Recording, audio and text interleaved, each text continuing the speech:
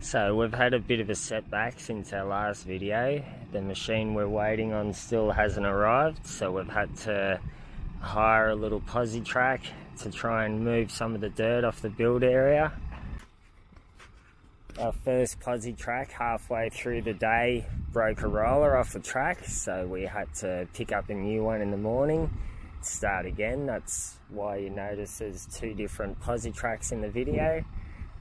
Our main camera fell over and broke, so it's been a bit of a pain, but we did manage to clear all the dirt off the build area. We also had to move the shipping container a few metres back, just a bit more to the boundary line, because the house will be 2 metres off it.